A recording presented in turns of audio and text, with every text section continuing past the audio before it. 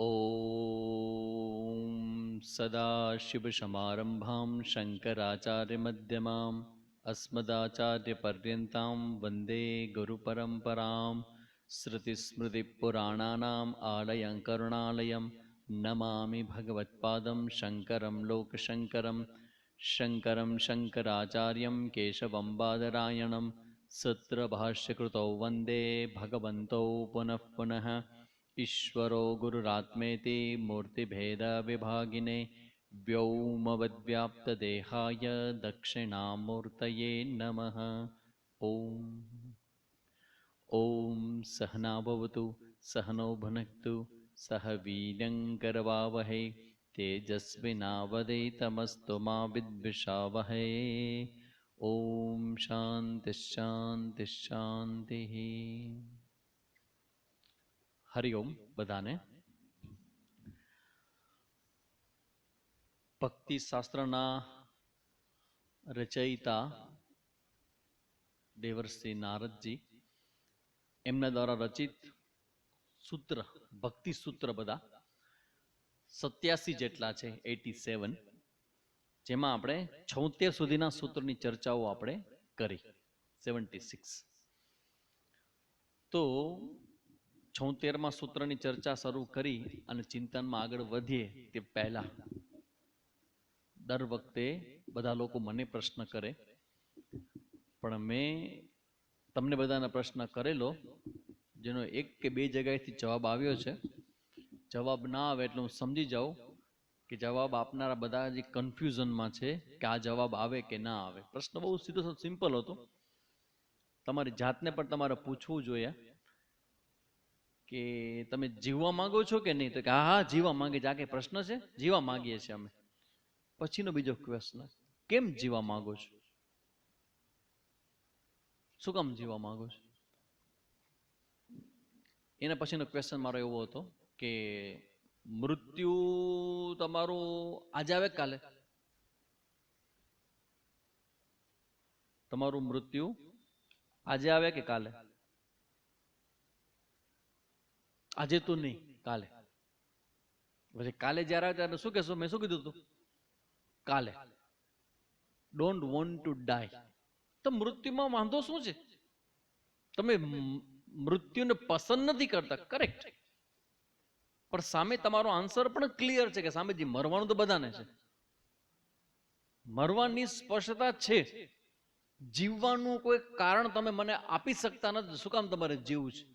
તમે કે બસ અંદરથી એવું થાય છે કે જીવવું છે, અને અંદરથી એવું થાય છે કે મારે મરવું નથી.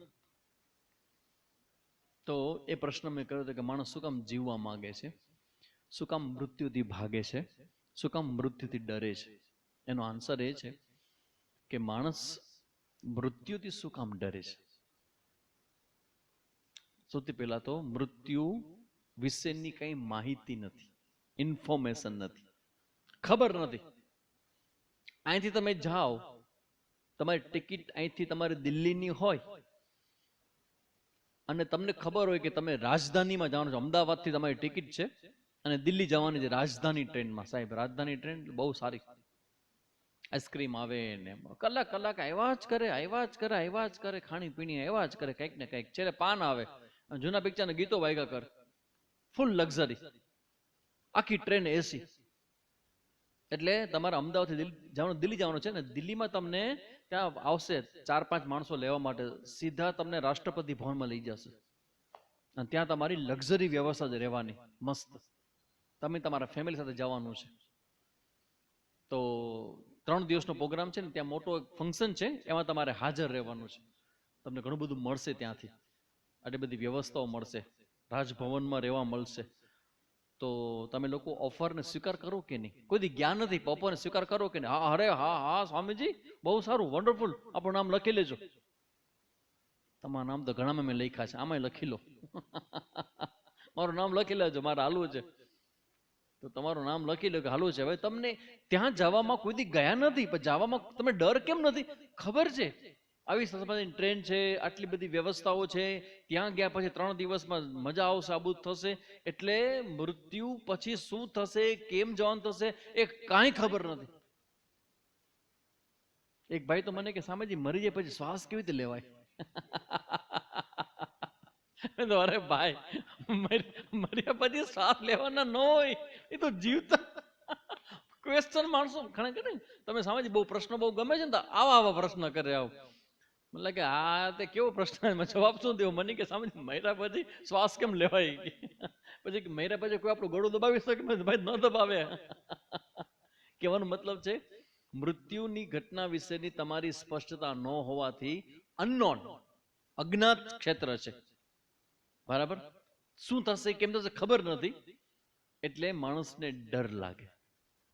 એક બીજું, મૃત્યુની જે દુનિયા છે ને, મર્યા પછીની, જન્મ પછીને ડર લાગે. એનું કારણ એ છે કે અત્યારે ધારો કે તમને કોઈ રોગ થાય તો તમને હોસ્પિટલાઇઝ કરે તો તમને મદદ કરનારા છે કે આજુબાજુમાં કોઈ હોય કે નહીં? સ્વામી આવશે કે નામ બોલવા, કે જો હું બિછાને પડીશ ને તો સ્વામીજી કે પાઠ કરવા 100% આવશે, હારા થાય એના માટે ના. સ્વામીજી આવશે. કોક છે આજુબાજુમાં તમારી જે તમારી હેલ્પ કરે, મદદ કરે, તમને બધી વ્યવસ્થાઓ કરે. કોક છે તમારી સાથે. પ્રોબ્લેમ આવે ત્યારે, મૃત્યુ પછી તમને પ્રોબ્લેમ આવ્યો, ધારો કે ભાગાભાગી થઈ, તો ત્યાં તમને કોણ મદદ કરશે? જે છે જેટલું છે એ બધું જ અહીંયા. મૃત્યુ પછી આ તમારા ખિસ્સામાં નાખેલી પેન તમે 3.5 વર્ષથી ભેગી ફેરવો છો, એ પેન આવશે? નો, કઈ જ નહીં. તમે આ રોજ સવાર દંડ બેઠક કસરત સવાર રોજ 20 મિનિટ, 25 મિનિટ, અડધી કલાક યોગાસન ફૂ ફૂ ફૂ કરો છો. ગમે તેવું તમે પ્રાણાયામ, યોગાસન બધું કર્યું હોય તો મૃત્યુ પામશો કે નહીં? પામશો. પછી એ સાથે આવે બધું. પ્રાણાયામ કરો, તાકાત આવે. મારું કેવું છે તો કે વજન મેં ઘટાડે 60 કિલો કરી નાખ્યું, કે 60 કરી નાખ્યું, એવી મજા આવી ગઈ. એ મજા. હવે એકવાર તમે મૃત્યુ પામશો એટલે 60-70 નો કોઈ ડિફરન્સ નહીં રહે. જેમ અત્યારે સોમવાર ને મંગળવારમાં ફરક છે ભાઈ, રવિવાર સોમવારમાં ફરક છે? કઈ નહીં. એક્ઝેક્ટલી કઈ જ ફરક નહીં પડે, કઈ ભેગું નહીં આવે. ધીસ ઇઝ ડર. તમે ભેગું કર્યું છે જીવન જીવવા માટે, ભવિષ્ય માટેની વ્યવસ્થા ઉભી કરી છે, એકે વ્યવસ્થા ભેગી નહીં આવે. ક્યાં જશું ખબર નથી, કેવા રૂપમાં જશું ખબર નથી, મદદ કોણ કરશે ખબર નથી, પેઇનફુલ હશે કે આનંદ વાળું હશે ખબર નથી. આ કાંઈ ખબર નથી, એટલે મૃત્યુથી ડર લાગે. એક વખત મેં આ સ્ટેટમેન્ટ કરેલું, ફની સ્ટેટમેન્ટ, હસવું આવે એવું, પણ બહુ વિચારપૂર્વકનું મારું વાક્ય હતું. આજે હું કહું, આજે કહું તમને.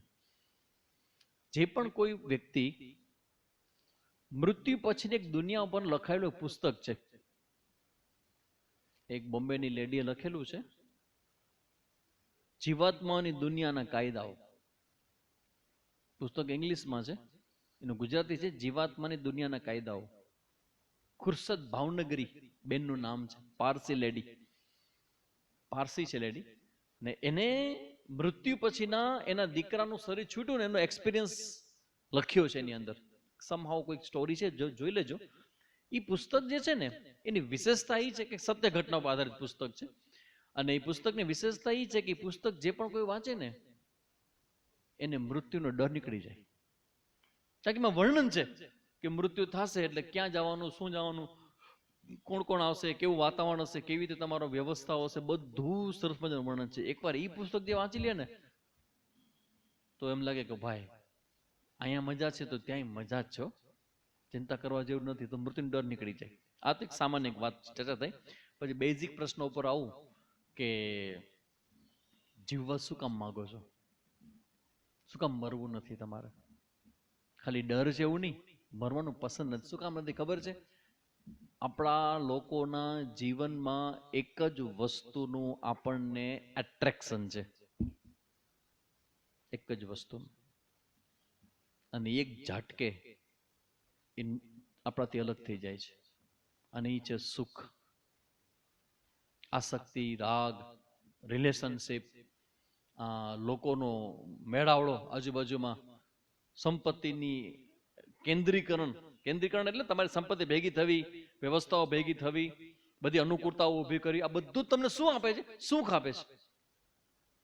તમારા દીકરા સુખ આપે કે ના આપે? તમને આપે ને.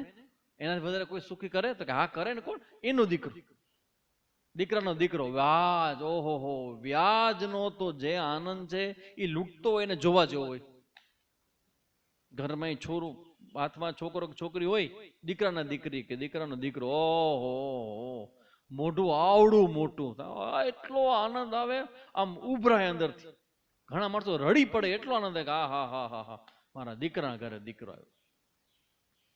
તો આ બધા સુખ છે, એ બધા સુખ છે એ એક ઝાટકે તમારાથી અલગ થઈ જાય. એક ઝાટકે સુખ આપનારું, શાંતિ આપનારું, પ્રેમ આપનારું, આનંદ આપનારું જેટલું પણ છે, એક ઝાટકે એનું કનેક્શન પૂરું. એનાથી માણસો ડરે છે. શું કામ? માણસ જીવવા માંગે છે. આ ભેગું કર્યું છે ને, તે જે કર્યું છે ને એને એન્જોય કરવા માંગે છે. ધારો કે હમણાં 4 કિલો કેરી મૂકી છે, સરસ મજાની કેસર કેરી, ઓહો માં આપણે અહીં સુગંધ આવે. અમુક તો કેરી એવી હોય કે આમ દેખાવમાં જ સારી હોય, મોઢા મૂકો તો લાગે કે આનાથી ડિવોર્સ જ લઈ લેવા જોઈએ. એટલી બધી આવો વિચિત્ર પ્રકારનો સ્વાદ હોય. પણ ધારો કે કેરી 10 કિલો કેરી આવી હોય અંદર, અને એમ કે હાલો બે 3 દી બહાર ફરી આવી, તો કે હવે આ 3 દી આ કેરી રાખી જશો ને આ બધું કેમ? મેં હમણાં નથી આવો, હમણાં જ જાઓ. એ કહેવાય તો નહીં કે કેરી બાકી ચૂસવાની, એટલે એ હમણાં બધું પૂરું થાય 3 દી પછી પ્રોગ્રામ કરશે.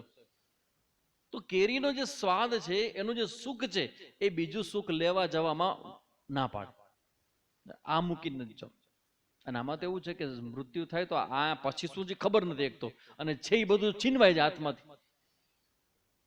ઓલા બેન માં કહેતા કે સ્વામીજી અમારા ગ્રહસ્થી, એટલે બેન રોતા હતા, હું સમજાતો હતો વાત કરી, જુવાન છોકરો હોય 18 વર્ષનો 20 વર્ષનો, તો મારી પાસે રોવે તો મારે કેવું તો કરે કાંઈક એને, હું સામે તો શું કહું એને?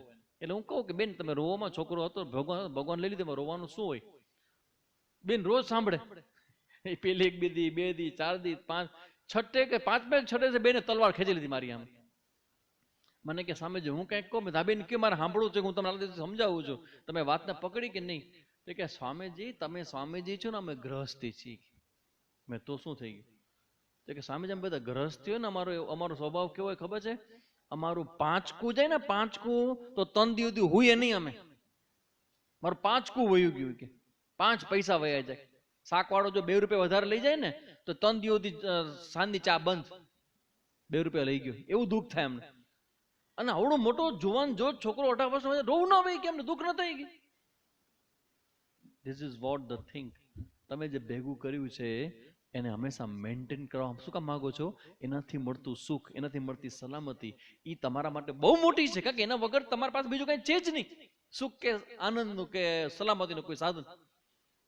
અને એ એક નહીં, બધું જેટલું ભેગું કર્યું છે એ બધું એકારે વયું છે. એટલે માણસ જીવવા માંગે છે, મરવા માંગતો નથી. એ ઇન્દ્રિયજન્ય સુખ હોય, લાગણીના સંબંધોના સુખ હોય, મમત્વના કે આસક્તિના સુખ હોય, કે કોઈ પણ પ્રકારના સુખ હોય, આ બધા સુખોને માણવા માટે શરીર જોઈએ. અને શરીર નહીં હોય તો તમે સુખ કેવી રીતે માણશો? એટલે કહું છું કે યોગાસનો કરો, કમસે કમ ભગવાન મળે કે ન મળે હરખું તમે દિનચર્યા તો સરખી રહે, તમારી માથાનો દુખાવો તો ન થાય.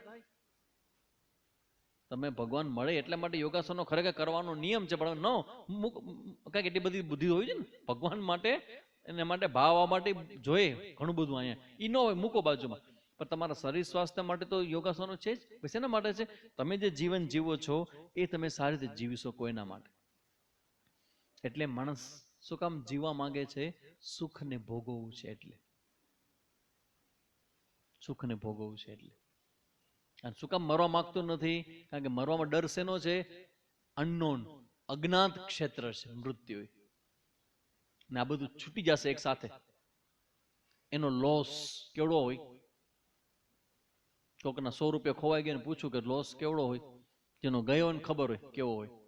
તો કહેવાનો મતલબ છે ધીસ ઇઝ ધ આન્સર, કે માણસ શું કામ જીવવા માંગે છે? કારણ કે માણસને રોજ રોજ સુખનો અનુભવ કરવો છે એટલે. તો પછી માણસ તો સામે જે લોકો સુસાઇડ કરે શું કામ કરે? શું કામ કરે સુસાઇડ?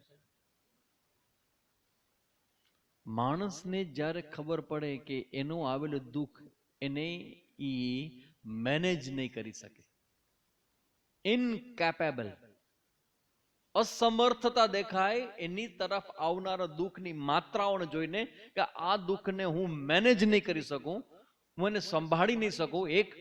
અને બીજું કે હવે જે દુઃખ આવે છે એ ક્યારેય દુઃખ જવાના કોઈ રસ્તા મને દેખાતા નથી.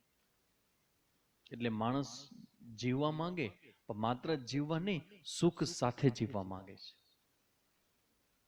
તમે બધા જીવવા માંગો છો, પણ જો દુઃખ થાય તો ઘણા લોકો એમ કે ને, ઘણા અમુક લોકોને કેન્સર ચોથા સ્ટેજમાં કેન્સર હોય અને આખું શરીર પેઇન થતું હોય, તો માણસ મંડે કેવા કે બસ ભગવાન અબ તો ઉઠા લે, હે ભગવાન હવે તો ઉપાડી લે. તો કેમ આવું ઉપાડ? કારણ કે હવે જે દુઃખ આવે છે ને હવે દેખાય છે કે આ દુઃખ જાય એમ નથી. પછી માણસ, કેટલા લોકો સુસાઇડ એટલે કરે? અમુક પ્રકારના રોગને કારણે. શું કામ? આ રોગ દૂર થવાનો નથી. એટલે જો આપણે જીવવા માંગીએ છીએ દુઃખ સાથે નહીં, સુખ સાથે, અથવા તો સુખની સંભાવના સાથે. 50,000 નું દેણું તમારા ઉપર, તો તમે જીવવા માંગશો. કેમ? ખબર છે કે એક દી પૂરું થશે પછી તો શાંતિ ને. That's the how our attitude is. આ હ્યુમન માઇન્ડના પાછળ ચાલતા વિચારોને તમે બરાબર સમજી લેજો. હ્યુમન એટલે આપણા બધાના આ મનમાં વિચારો છે આવા કે મારે જીવવું છે, સુખપૂર્વક જીવવું છે, અને મારે મરવું નથી. તો આ એનો આન્સર થયો. માણસ શું કામ જીવવા માંગે છે અને શું કામ મરવા માંગતો નથી? મરવાથી ડરે શું કામ છે? એટલા માટે. એ કર્યા પછી આપણા મુદ્દા ઉપર આપણે આવીએ. એક પ્રશ્ન એવો પણ હતો કોઈ, શ્રેષ્ઠ જીવન શૈલી કોને કહેવાય? અમે બધા જીવીએ છીએ અત્યારે, એ બરાબર છે કે નહીં, એવો પ્રશ્ન આવ્યો હતો. પેલો જવાબ તો એ છે કે અત્યારે જીવો છે ને એ બહુ બરાબર જીવો છો. કોટ અનકોટ લોકડાઉનમાં આ 14 દિવસનું વધ્યું, બહુ સારું, વન્ડરફુલ. અત્યારના સમયમાં તમે જે જીવો છો એ જીવનશૈલી બહુ સારી. બેસ્ટ જીવનશૈલી કોને કહેવાય? જે જીવનશૈલીની અંદર તમારો આંતરિક વિકાસની સંભાવનાઓના કર્મો ઊભા થતા હોય ને, જ્યાં પોસિબિલિટી, એ જીવનશૈલી સારામાં સારી કહેવાય. તમારો વિકાસ, ગ્રોથ, કંઈક નવું શીખવા મળે. જીવનમાં પહેલા ધ્યાન નતા કરતા, હવે કરવા માંડ્યા. પહેલા યોગાસન નતા કરતા, હવે કરવા માંડ્યા. પહેલા રીડિંગ તો કે પહેલા નતું, હવે કરવા માંડ્યું. હા, ધીસ ઇઝ ગ્રોથ. કંઈક નવું શીખ્યા, કંઈક નવું જાણ્યું, તમે તમારા જીવનમાં એક સ્ટેપ આગળ ગયા. That is lifestyle. જીવનશૈલી એવી હોવી જોઈએ કે જેમાં તમારે બધું જ બરાબર યોગ્ય માત્રામાં તમે કરી શકો. તમારું કર્તવ્ય પણ થાય, તમારા નિમિત્તે જે કંઈ કરવાનું હોય, તમારી અપેક્ષા જ્યાં રાખવામાં આવતી હોય એ પૂરું થાય. તમારા સ્વાસ્થ્ય માટે કંઈક તમે કરી શકો, તમારા આધ્યાત્મિક પ્રયોગ માટે કંઈક કરી શકો, તમારા માનસિક શાંતિ માટે તમે કંઈક કરી શકો. આ બધા એરિયા છે. આ બધા એરિયામાં થોડું થોડું આખા દિવસમાં દરમિયાન થાય તો તમારી જીવનશૈલી શ્રેષ્ઠ કહેવાય. ને સારામાં સારી જીવનશૈલી એને કહેવાય કે જ્યાં તમને તમારા પોતા જીવવા માટેનો તમને ટાઈમ અને વાતાવરણ મળી રહે. એ બેસ્ટમાં બેસ્ટ જીવનશૈલી છે. તમને તમારે જે કંઈક કરવું છે, તમારે પ્રવૃત્તિ કરવી છે, તમારે આગળ વધવું છે, તો તમારા પોતાના મનમાં જે કંઈ કલ્પનાઓ છે કે મારે આ કરવું છે, એ કરવાની ફ્રીડમ અને વાતાવરણ મળી રહે, એ જગ્યાને, એ જીવન, એ શ્રેષ્ઠ જીવનશૈલી છે. પ્રશ્ન એવો હતો કે શું અમે અત્યારે જીવીએ છીએ બરાબર છે? તો કે તમારા મનને જોઈ લ્યો. કાલે તમે જેવા હતા એવા ને એવા આજે રાતના સૂતી વખતે ફીલ થતું ને કે કાલે હતો એવો ને એવો આજે સૂતો છો, તો બરાબર નથી. કંઈક નવો વિચારો, નવી વિઝન, નવું કંઈક વાંચન, નવું કંઈક જ્ઞાન, નવો કંઈક એરિયા, કંઈક ને કંઈક ચેન્જ જોઈએ તમારી અંદર, તો સમજી લો કે તમે બરાબર જીવો છો. જો તમે તમારા પોતાની જાતથી સંતોષ થતો હોય કે ના, I am doing well, I am so happy, I am blessed, તો સમજો કે તમે બરાબર જીવો છો. કૃપા છે મારી સાથે, ભગવાન મારી સાથે છે, પરમ તત્વ મારી સાથે છે, અને બેસ્ટ જીવન જીવું છું. આવો ભાવ થતો હોય then you are okay, તમે જીવો છો એ બરાબર છે. આવા બે પ્રશ્ન હતા, તેની ચર્ચા આપણે કરી. 76મું સૂત્ર આપણે, કારણ કે હવે આમાં છે ખાલી 87 સૂત્ર, 10 સૂત્ર જેટલા બાકી છે. એટલે મને લાગે છે આપણા 2 કે 3 દિવસમાં, આજે બુધવાર છે, મંગળવાર, મંકા કે બધું વાર ભૂલી ગયા છે. છાપું સારું આવે છે ખબર તો પડે વાર કયો છે, જોવા માટે છાપું જોઈએ છે આજ કયો વાર છે. બાકી બધું સરખું છાપામાં આવે સમાચાર, કે નવા તો હોય નહીં. કેટલા વૈધા ને COVID-19 ને શું સમાચાર છે ને દરરોજ છાપા આવ્યા કરે, એ નહીં સમાચાર. આટલા વૈધા. તો આજે મંગળવાર છે, મંગળ ને બુધ ને ગુરુ, લગભગ આપણું આ ગુરુવારે આપણો ગ્રંથ કદાચ પૂરો થવાની મારી ધારણા છે. ગુરુવાર સુધીમાં આપણો આ ગ્રંથ પૂરો થઈ જશે. તો 76મું સૂત્ર છે, ભક્તિ શાસ્ત્રાણી મનનીયાની તદ ઉદ્બોધક કર્મણ્યાપી च करणीयानी, भक्ति शास्त्रों का मनन करना चाहिए तथा उस भक्ति को जागृत करने वाले कर्म भी करने चाहिए. ભક્તિને અનુકૂળ વાતાવરણ છે ને એનું તમે પોષણ કર્યા કરો. ભક્તિને અનુકૂળ વાતાવરણ શું છે તો કે સંકીર્તન છે, સત્શાસ્ત્રનું ચિંતન છે, ભક્તોની ચિંતન કરવામાં આવે છે, માળા જપ કરવામાં આવે છે, મંદિરે જવાનો વિષય છે, કોઈક તીર્થ સ્થાનમાં જવાનું છે, ક્યાંક શિબિર થવાની છે. તો જ્યાં જ્યાં તમારી ભક્તિ રૂપી વૃત્તિને પોષણ મળે એવા વાતાવરણમાં તમારે રહેવું. જેની ચર્ચા આપણે ગઈકાલે જોઈ હતી કે ભક્તિ વધારનારા કર્મો છે સેવા, ખાસ કરીને સેવા. સેવા કરો અને ભગવાન પાસે રોજ માગો કે ભગવાન મેં સેવા કરી છે એ તારી સેવા તને અર્પણ કરું છું. હું એક જ વસ્તુ તારી પાસે માંગુ કે મારા હૃદયમાં તારા માટેનો પ્રેમ છે એ અમર્યાદ માત્રામાં વધે, એનો ફ્લો એટલો બધો વધે, એટલો બધો વધે, એમાં મારો નાનકડો અહંકાર છે ને એ ક્યાંય ખોવાઈ જાય અને હું તારામય બની જાઉં, એવી ભગવાનને પ્રાર્થના કરવી. પછી 77 क्षणभर भी व्यर्थ न हो. અહીંયા કહે છે કે हमारे हृदय में ऐसा समय आना चाहिए कि जब उसमें भगवान का आविर्भाव हो और उसके लिए क्या करना चाहिए. ભગવાનનો આવિર્ભાવ હૃદયમાં થાય તો અમારે કેવું જીવન જીવવું જોઈએ. સુખ દુઃખેચ્છા લાભ ઇત્યાદિકમ કાલે પ્રતીક્ષમાણે क्षणार्धम अपि व्यर्थम न नेयम.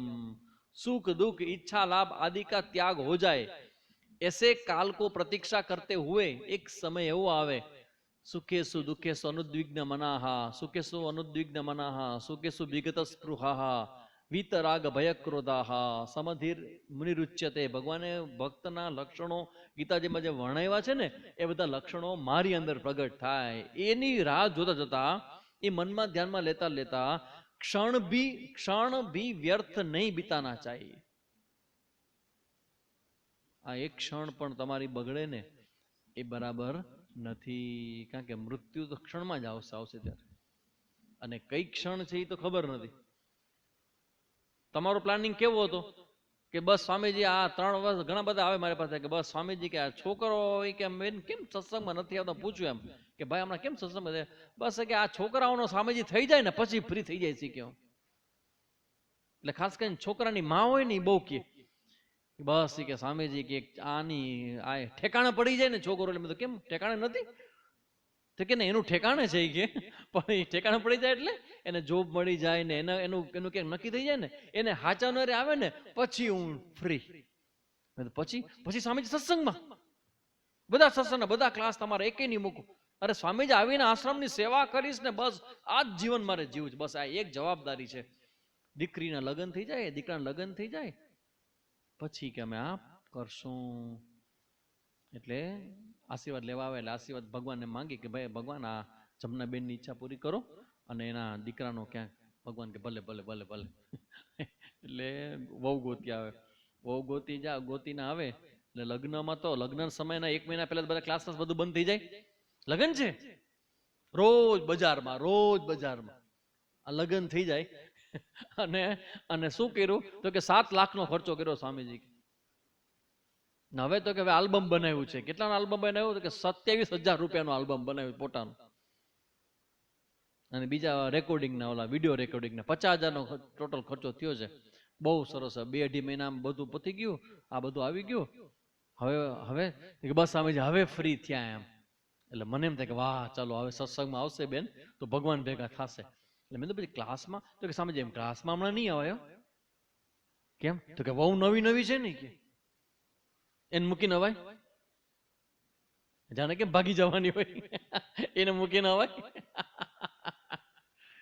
તો કે છોકરાને તો કે સ્વામીજી નવા પરણાયેલા છે એને ગોઠવવા પડે, એને ઘરની બધી વ્યવસ્થા બતાવવી પડે, અને જો હું ઘરમાં નહીં હોય બહાર સાથે મહેમાન આવે અને ઊંધું વાળ નાખે તો કે એટલે હમણાં હું 6 મહિના મારી આશા ન રાખજો લગ્ન ત્યાં પછી. અને 6 મહિના પછી તો કે હે સ્વામીજી હવે તો બહુ ટાઈટ થઈ ગયું શેડ્યુલ, હમણાં તો બીજા 6 મહિના સુધી મારે નહીં નીકળાયો, કારણ કે આ બધો સામાન ને આન ત્યારે બધું ગોઠવ્યું છે ને એટલે હમણાં મેળ નહીં પડે. આમ કરતા 1.5 વર્ષ નીકળી જાય છોકરાના લગ્ન થાય પછી. તો હવે તો બેન 1.5 વર્ષ થયું, હવે તો ફ્રી થઈ ગયા ને તો કે સ્વામીજી હવે તો દીકરાના ઘરે દીકરો આવ્યો. જો હું ઘરમાં નહીં હોઉં તો મારો છોકરો ને મારી બહુ ફિલ્મ જોવા કેમ જશે? બેન તમે શું કરશો? હિંચકા નાખીશ.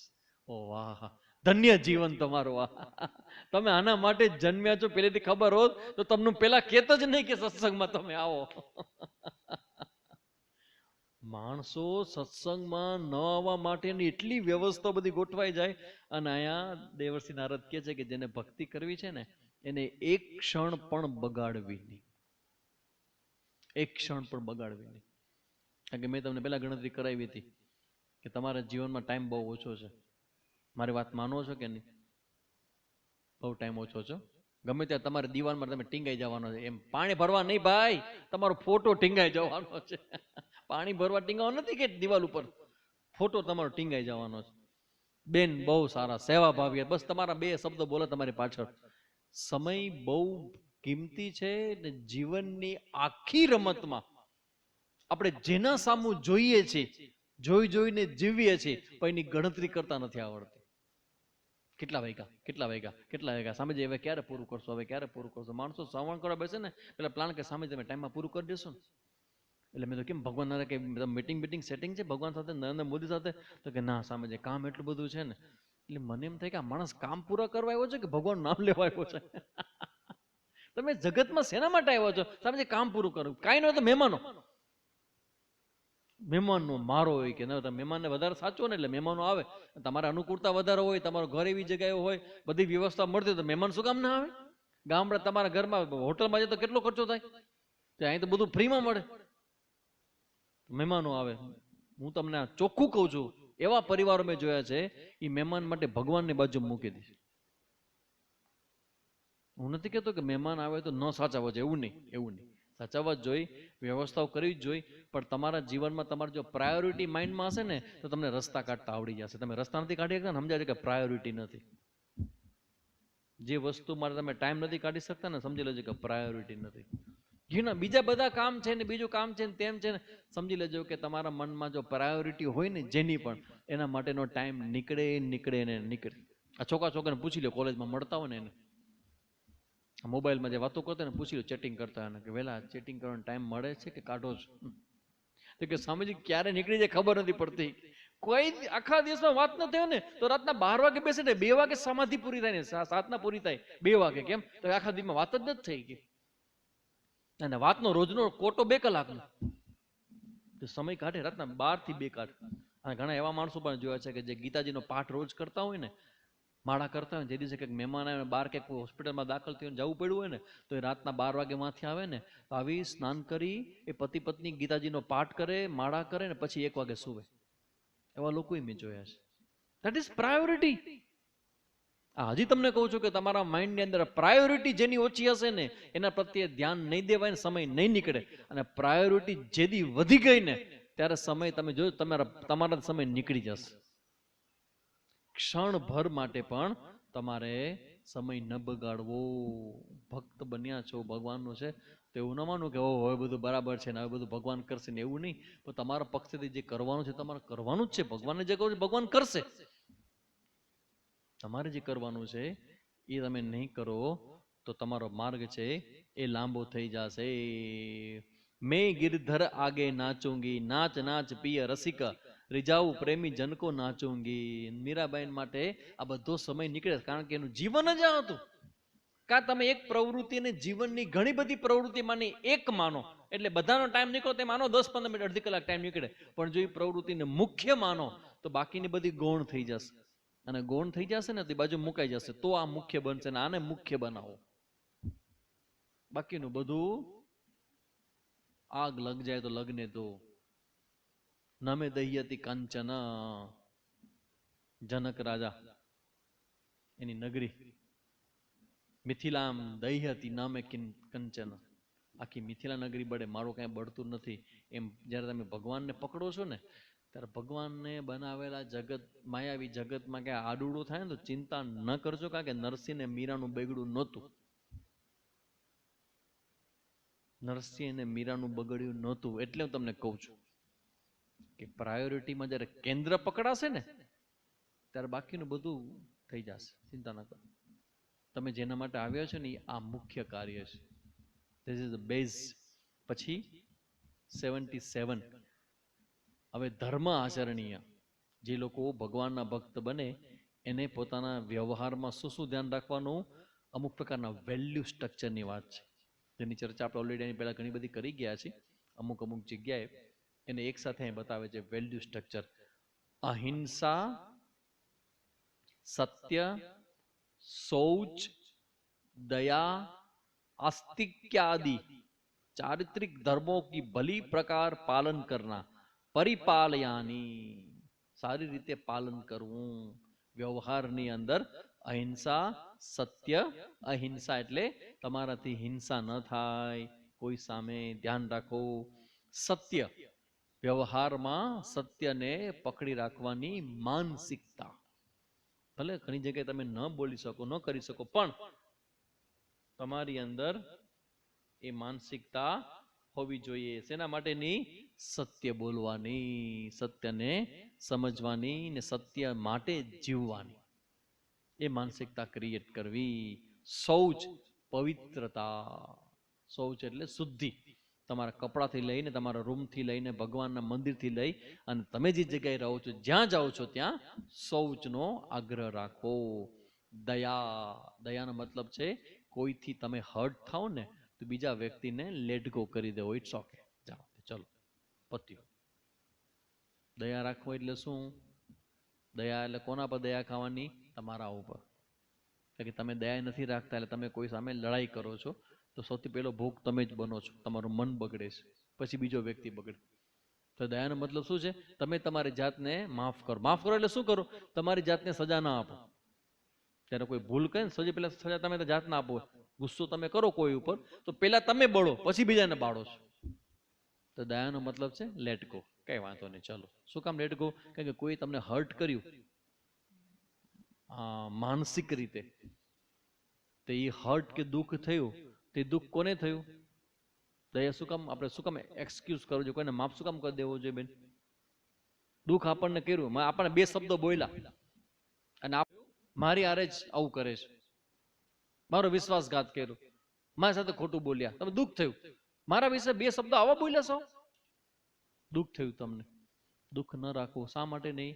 કારણ કે જે હર્ટ તમે થાવ છો ને એ તમે નથી થતા, તમારો અહંકાર થાય છે. અને ભગવાનને અને પ્રેમ, પ્રેમી ભગવાન. કોકે પૂછ્યું કે પ્રેમ એટલે શું? પ્રેમ એટલે ભગવાન. પ્રેમ એટલે તમારું પોતાનું સ્વરૂપ. પ્રેમાસ્પદ, આ તમારું જે આત્મા જેને હું કયો છે ને એ પ્રેમ. તો તમને કોઈ કે હર્ટ કર્યું, દુઃખ થયું, તે દુઃખ કોને થયું ખબર છે? તમને એટલે કોને? અહંકાર, ઈગોને. અને અહંકાર તો તમારા ભક્તિના માર્ગમાં, અધ્યાત્મના માર્ગમાં સૌથી મોટું વિઘ્ન જ છે. જો માણસોને ઘણી વાર એવું ખોટું લાગી જાય ને, મેં જોયું છે કે મને હું જયારે અધ્યાત્મની મારી શરૂઆત થઈ ત્યારે મેં ભગવાનને જયારે પકડ્યા ને ત્યારે મેં નક્કી કર્યું કે મારા જીવનમાં હું ભગવાનના માર્ગમાં જે પણ કોઈ વચ્ચે આવશે ને એને હું સાડી બાર નહીં રાખું. ત્યારે કહેતો કે હું ભગવાન, તમારા સાથે તમારા સંબંધ સારા, પણ જો તમે મારા ભગવાનના માર્ગમાં આવ્યા તો પૂરું થઈ ગયું. તો હું ઘણી વાર જોતો કે મને ઘણી વાર હર્ટ થતો ભગવાનના માર્ગે ચાલવામાં, ઈશ્વરના માર્ગે ચાલવામાં, ભક્તિ કરવામાં ઘણી વાર પ્રોબ્લેમ આવતો. પણ મેં ક્યારેય મારા ગુરુજીને કે મારા ગુરુજીના સત્સંગને કે મારી આધ્યાત્મિક યાત્રાને મારા પેઇનને કારણે મેં મૂકી નથી ક્યારે. શું કામ ખબર છે? કે મારી પસંદગી ભગવાન હતી, મારો અહંકાર નહોતો. અને હું એવા લોકોને જોઉં છું કે જેના જીવનમાં એનો અહંકાર કે ઈગો કે એનું પેઇન એ એટલું બધું મોટું હોય, એટલું બધું મોટું હોય ને એના માટે ભગવાન મહત્વ નથી. ગુરુને મૂકીએ બાજુમાં, કારણ કે ગુરુ સાથેનો સંબંધ તો રેર ઘટના હોય કે જ્યાં માણસ ગુરુ શિષ્ય છે ને એ સુસાઇડ કરે ત્યારે સાચો શિષ્ય બને.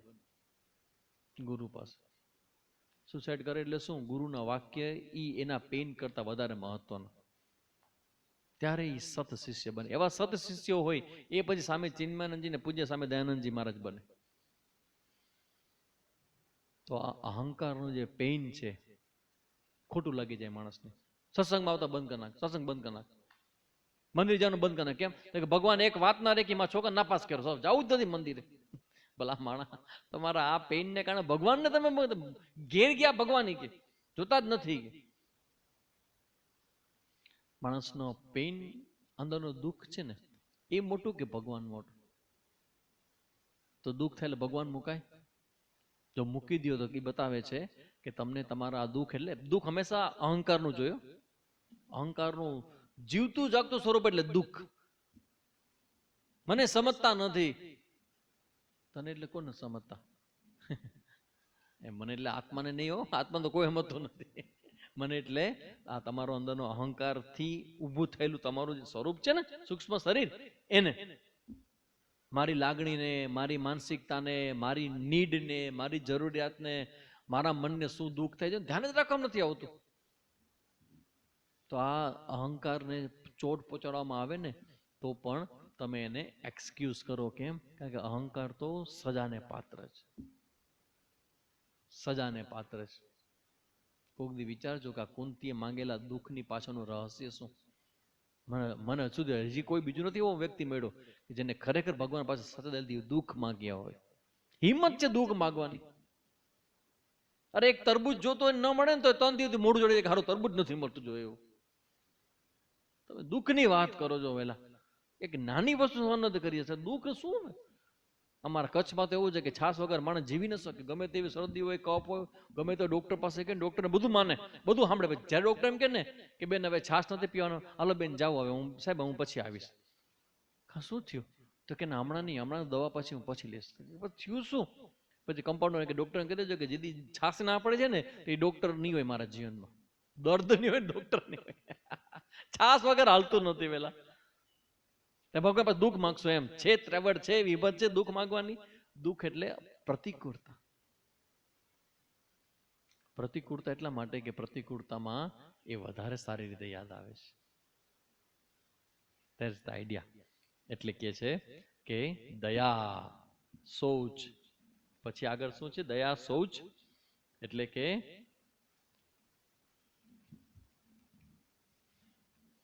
दया, शौच, आस्तिकता आदि चारित्रिक धर्मों का भली प्रकार पालन करना चाहिए. आस्तिकता એટલે ભગવાનમાં શ્રદ્ધા, એને તમારે મેનેજ કરવી. 77 પછીનું 79 सर्वदा भगवान ही भजनीय है. આ ધ્યાન રાખવું, હંમેશા ભગવાન જ ભજન કરવાને યોગ્ય છે.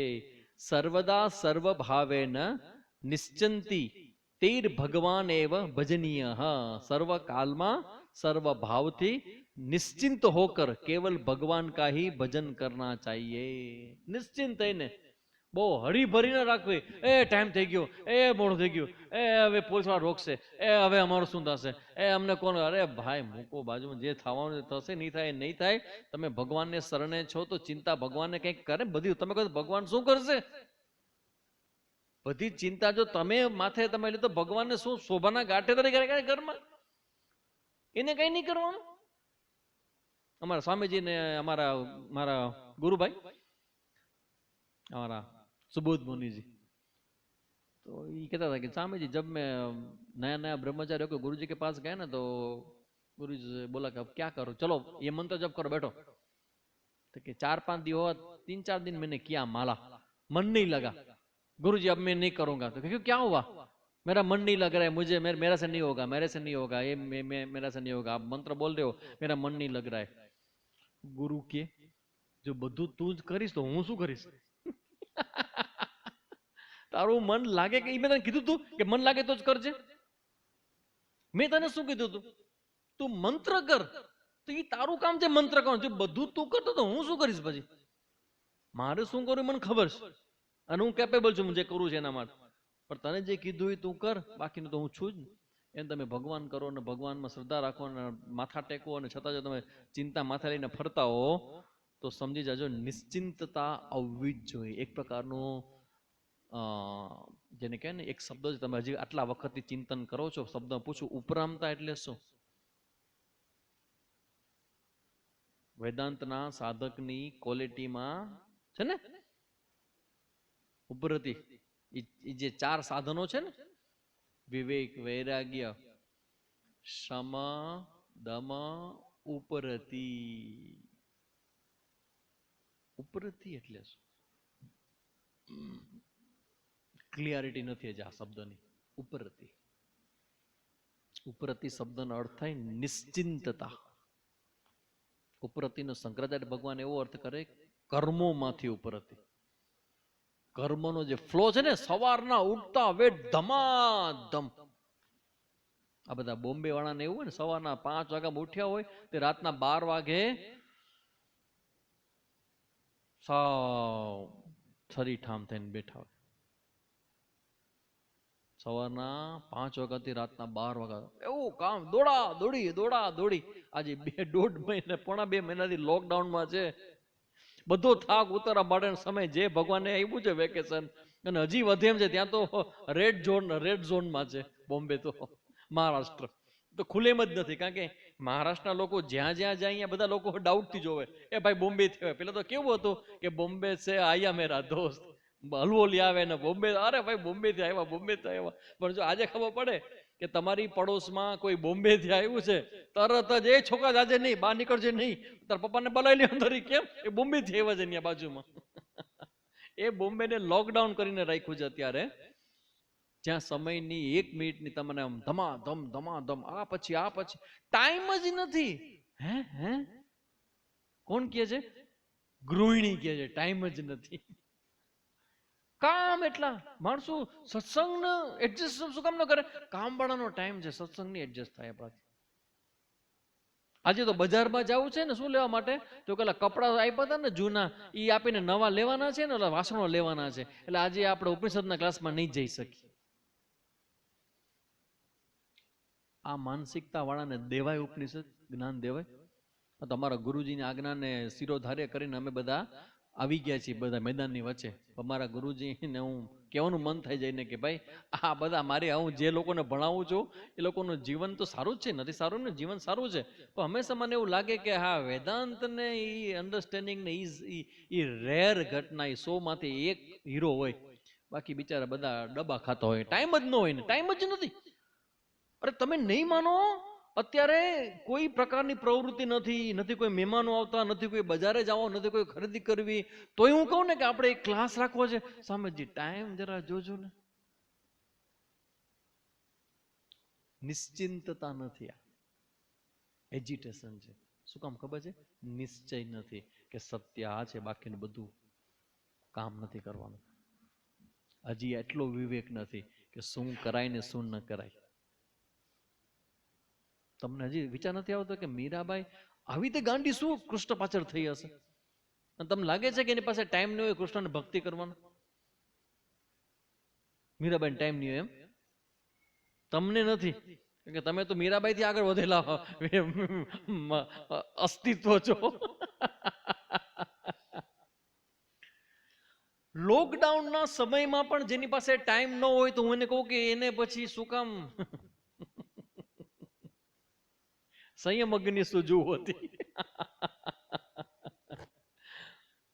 અમારા હૃદયની પીડા હું એટલે વ્યક્ત કરું છું કે આવડો મોટો ભગવાન તમારી સામે છે ને, તમને હજી ભજીયા બનાવવાનો પડ્યા છો. હજી માણસો અત્યારે છે બધા બહેનોને કહીને કે તમે કહો અરે સ્વામીજી કે ટાઈમ નથી, એટલે મેં શું કરો?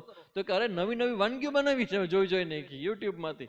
એક બેન તો કહે કે ઓલા ટ્રમ્પને કહી દેજો કે જે કંઈ તમે દવા બનાવો ને, જે કંઈ આની કોરોનાની રસી, એ યુટ્યુબમાં મૂકી દેજો, અમારા બધા બહેનોમાં જોઈને રસી બનાવી લેશે. નવરા બેટા બધા કેક કેમ બને ને પીઝા કેમ બને ને બધું એવું જ કર્યા કરે. કોઈ મારી પાસે પ્રશ્ન નથી કે સ્વામીજી આ વિષ્ણુ સહસ્ત્રમાં ભગવાનના આ જે નામ આપ્યું એનો અર્થ શું થાય? હે સ્વામીજી, આ સુંદરકાંડનું આટલું બધું મહત્વ કોઈ દી કોઈ પૂછવા જ નથી આવતું. એટલે ઘણીવાર મને આમ ખબર નહીં, આમ દિલ ખોલીને વાત કરવાનું મન થાય. મને લાગે કે હું આ મેન્ટલ હોસ્પિટલમાં આવી ગયો છું કે શું? કેટલા વખતથી હું ભણાવું છું, સમજાવું છું, શીખડાવું છું, પણ માણસો બધા પોતપોતાના કુવામાં એવા સરસ ગોઠવાઈ ગયા છે, કોઈને બહાર જ નથી આવું. અને બહાર આવેલે ટાઈમ ગણતરી સાથે કે સ્વામીજી 7:35 ને 7:40 ને 8 વાગે શરૂ નીકળી છું, ઘરેથી નીકળો છો તો સ્વામીજી 9:30 સુધીમાં ઘરે પહોંચી જવું પડશે. એટલે મેં તમને પગાર રાખ્યા, તમને પગાર રાખ્યા છે. કારણ કે આ માણસને બાંધવા માટે એક શ્રેષ્ઠ 2 વસ્તુ માણસને અત્યારે જમાનામાં બાંધી શકાય એમ છે. એક છે પગાર. ટાઈમ ટુ ટાઈમ માણસ ગમે જગ્યાએ મોડો જતો હોય ને, ઘણા લોકોને મેં જોયો છે કે મને લાગે આ નામ જ મોડેશ્વર મહાદેવ પાડી દો. એ બધી જગ્યાએ ભાઈ કે બેન મોડા જ હોય, પણ જેથી સ્કૂલે જવાનું હોય ને, કારણ કે અહીંયા પ્રિન્સિપાલ બેઠો છે અને હવે તો ઓલા આવી ગયા છે, ઓલા અંગૂઠા મશીન મારવાના. જેથી એ તમે ન માર્યો તેથી તમારો ટ્રસ્ટીઓ તમારો કાન આંબળે કે ભાઈ પગાર કપાઈ જશે. એટલે માણસો ટાઈમ ટુ ટાઈમ આવે. એક માણસને પૈસાનું હોય તે ટાઈમમાં આવે, અને બીજું જમવાનું તે ટાઈમમાં જાય માણસ. બાકી તમે એને સત્સંગ માટે કયો તો એ બધું લિમિટમાં, ને ઓલું અનલિમિટેડ. તો ધ્યાન રાખવાનું છે કે તમારી પ્રાયોરિટી છે એ તમારી બદલાવી ન જોઈએ. ભગવાનના ભક્ત થતા હો, તમને ભગવાન મળશે, ભગવાન મેળવવા હોય તો આ તમારે જોઈ લેવું છે. એક ક્ષણ પર તમારી બગડે નહીં, અને તમારી અંદર આ બધા દેવી મૂલ્ય આવે. અને તદ ઉપરાંત ભક્તિ કરવામાં આપણે 79મું સૂત્ર ચર્ચા કરતા હતા, સર્વદા સર્વવા નિશ્ચિંતતા ઉપરામતા, શાંતિથી. એટલે જો હું તમને ખર્ચ કરીને તમને હજી આઈડિયા આપવાનો જ પ્રયત્ન કરતો, કદાચ શબ્દોથી જે વસ્તુ ન સમજાય એ અનુભવથી સમજાય. સાચું શ્રવણ કરવાનો આનંદ તમને ક્યારે આવે? ક્લાસમાં આવો ત્યારે નહીં, શિબિરમાં આવો ને ત્યારે. શું કામ ખબર છે? શિબિરમાં નિશ્ચિંતતા શું હોય?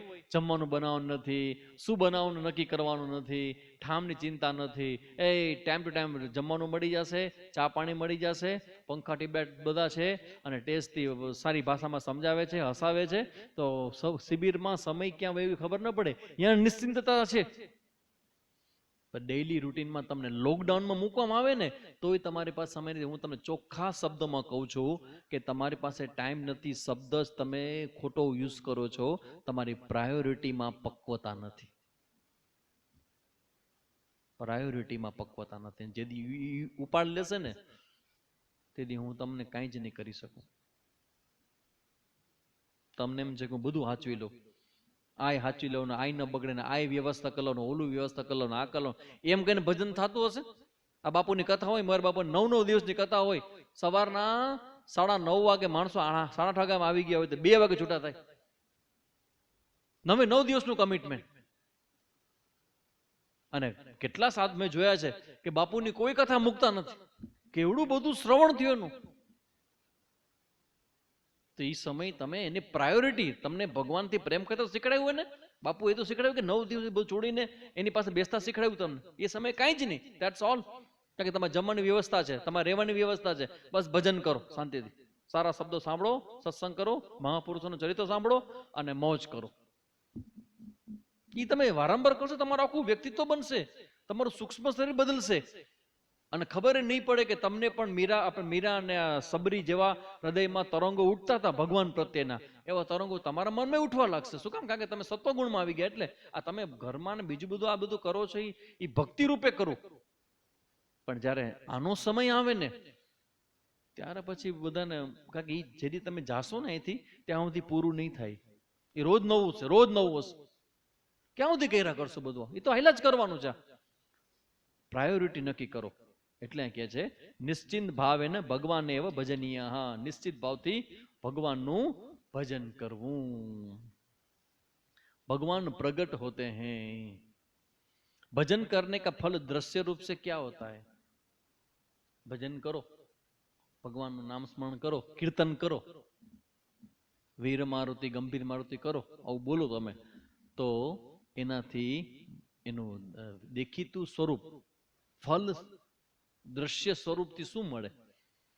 80મું સૂત્ર છે, સકીર્ત્યમાનઃ शीघ्रमेव आविर्भवति अनुभवयति च भक्तान. वे भगवान कीर्तितः होने पर शीघ्र ही प्रकट होते हैं और भक्तों को अपना अनुभव कराते हैं. भगवान प्रकट થાય અને એનો આશીર્વાદનો અનુભવ થાય. પૂજા કરતી વખતે ફૂલ પડે, ભગવાનનો અનુભવ થાય, પણ તમારું હૃદયમાં ઠેકાણ હોય તો. તમારું મન ક્યાં કોઈને અહીંયા ટાઈમ ગણતરી કરતા હો કે હજી કેટલા હે, તો પછી કઈ વાંધો નહીં, પાકું કરો. હજી એકડો હજી પાકો થયો નથી. વિશેષ ચર્ચાની 80મું સૂત્ર છે એ આપણે આવતીકાલે જોશું. એટલે કાલે હશે બુધવાર અને ગુરુવારે આ ગ્રંથ પૂરો કરશું. અને એ પછી આપણે સંભવતઃ શક્યતઃ અમુક માંગ આવી છે, મારી પણ ઈચ્છા છે કે આપણે એક નવો ગ્રંથ લોકડાઉન વધ્યું જ છે તો પછી કોઈક નવો ગ્રંથ સાધક માટે ચેલેન્જિંગ ગ્રંથ કોઈક શરૂ કરવામાં આવે તો ભક્તિનો ગ્રંથ છે એ તો થોડાક અધ્યાત્મમાં આગળ વધેલા અને અનુકૂળતાઓ હોય એના માટેનો હતો. પણ હવે મારી ઈચ્છા એવી છે કે યંગસ્ટર માટે કે જે લોકોને પોતાની બુદ્ધિનો હલાવા બાબતમાં બહુ જણા અંદર એમ ભાવ હોય કે મારી બુદ્ધિ હાલી હકે એવી છે, તો એની કસોટી થઈ જાય અને જેની બુદ્ધિ ન હાલતી હોય હાલવા માંડે અને હાલતી હોય દોડવા માંડે, તો એવા જબરજસ્ત લોજિક તર્ક સંગત બધી વાતો આવે એવો એક ગ્રંથ છે પંચદશી, 15 પ્રકરણનો. તો જોઈએ, ભક્તોની માંગ તો છે જ, પણ વધારે લોકોને અનુકૂળતાઓ હશે તો લગભગ શનિવારથી સવારના 10 થી 11 1 કલાક માટે આ કસરત, તમે બધા કસરત દંડ બેઠક કસરત કરો છો ને, એમાં તમારા બુદ્ધિની કસરત હશે. તો જ્ઞાન ને નિષ્ઠા ને બધું ભૂલી જવાનું, પણ તમારે કોઈક એક વિચાર મૂકવામાં આવે ને એનો જવાબ તમારે આપવાનો કે આનો શું આન્સર હોઈ શકે. તો તમારી બુદ્ધિમાં જે ના આવે ને એવો આન્સર આવશે. તમારી બુદ્ધિમાં ધીમે ધીમે એ પ્રકારે ટેવા આવવા માંડશે, વિચાર કરતી થશે, વિચક્ષણ બુદ્ધિ બનશે તમારી. તો જોઈએ બધાના અનુકૂળતા હશે તો શનિવારથી આપણે પંચદશી છે પેલા પ્રકરણથી ચિંતન આપણે શરૂ કરશું. અહીંયા સુધી રાખીએ. ઓમ પૂર્ણમદઃ પૂર્ણમિદં પૂર્ણાત પૂર્ણમુદચ્યતે પૂર્ણસ્ય પૂર્ણમાદાય પૂર્ણમેવાવશિષ્યતે. ઓમ શાંતિ શાંતિ શાંતિ. હરિ ઓમ શ્રી ગુરુભ્યો નમઃ. હરિ ઓમ.